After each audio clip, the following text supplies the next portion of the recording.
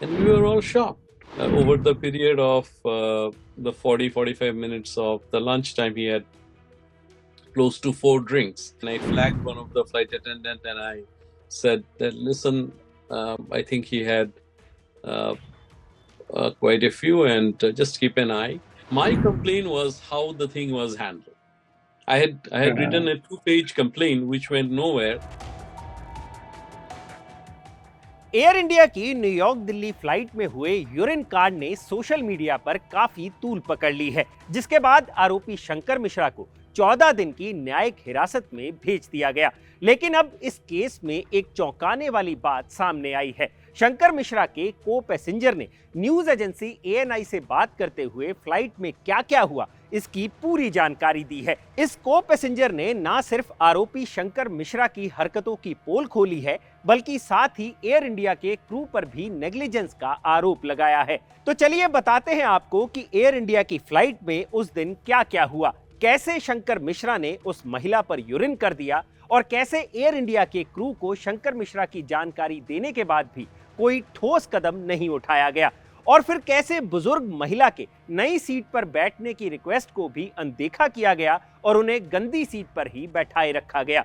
नमस्कार, मैं हूं भूपेंद्र सोनी और आप देख रहे हैं अनकट।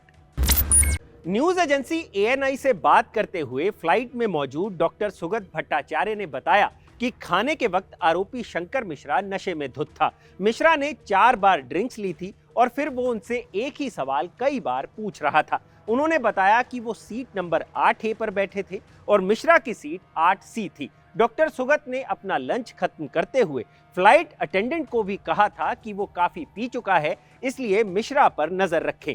इसके बाद डॉक्टर सुगत ने बताया कि वो सो गए। फिर एक आवाज से अचानक उनकी आंख खुली और उन्होंने देखा कि मिश्रा अपनी सीट पर गिर गए और फिर वो गहरी नींद में चले गए, यानी बेहोश से हो गए। उन्हें लगा कि फ्लाइट में टर्बुलेंस की वजह से वो अपनी सीट पर गिर गया होगा। जिसके बाद डॉक्टर सुगत वॉशरूम चले गए और जब वो वॉशरूम से वापस आ रहे थे तो उन्हें वो बुजुर्ग महिला खड़ी दिखाई दी। उस महिला के कपड़े भीगे हुए थे। वो महिला काफी शांत और डिसेंट नजर आ रही थी और जब डॉक्टर सुगत ने उनसे पूछा तो उस महिला ने मिश्रा के उन पर यूरिन करने की बात बताई, जिससे वो सख्ते में आ गए। फिर फ्लाइट में मौजूद स्टाफ ने उस महिला के कपड़े साफ किए, उनका बैग साफ किया जिसमें उनका पासपोर्ट था, और पेशाब की गंध वाली सीट पर फ्लाइट अटेंडेंट ने कंबल रख दिया।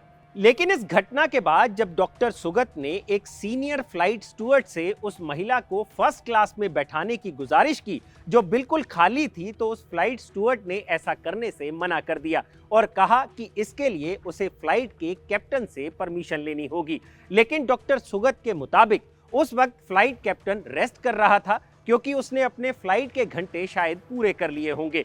तो उस फ्लाइट स्टूअर्ड ने आकर उन्हें कहा कि कैप्टन फिलहाल रेस्ट कर रहे हैं, तो जैसे ही उनसे बात होगी तो मैं उनसे उस बुजुर्ग महिला की सीट बदलने की बात करूंगी।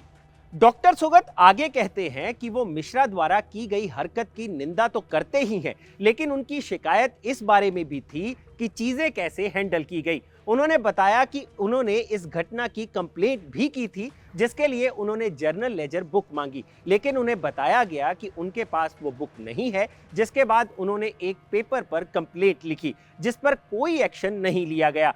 उनका कहना है कि फ्लाइट में एक क्राइम हुआ था और स्टाफ की जिम्मेदारी थी कि वो अथॉरिटी को उसकी कंप्लेंट करता, लेकिन उन्होंने इस मुद्दे को बातचीत से सुलझाने की कोशिश की। डॉक्टर सोगत ने बताया कि दोनों के बीच, यानी महिला और मिश्रा के बीच बातचीत हुई, जिसके बाद मिश्रा गीला कपड़ा लेकर आया और उसने यूरिन साफ करने की कोशिश भी की। अब इस पूरी बातचीत को सुनने के बाद जो सवाल खड़ा होता है वो ये है कि क्या ऐसी सिचुएशन में एयर इंडिया के स्टाफ को महिला की सीट उसी वक्त चेंज नहीं करनी चाहिए थी? क्या ऐसी अजीब सी घटना के बाद भी उस फ्लाइट स्टूअर्ड को कैप्टन के जागने का इंतजार करना चाहिए था? और क्या इस घटना की अथॉरिटी के पास कंप्लेंट की जानी चाहिए थी या नहीं? सवाल अभी कई है और जवाब मिलने बाकी है। तो ये है एक चश्मदीद की तरफ से फ्लाइट में हुई घटना का पूरा ब्यौरा। अगर आपको यह जानकारी ठीक लगी हो तो इसे लाइक और शेयर जरूर करें, और जानकारी से भरे ऐसे ही और वीडियोस देखने के लिए सब्सक्राइब करें हमारा चैनल अनकट।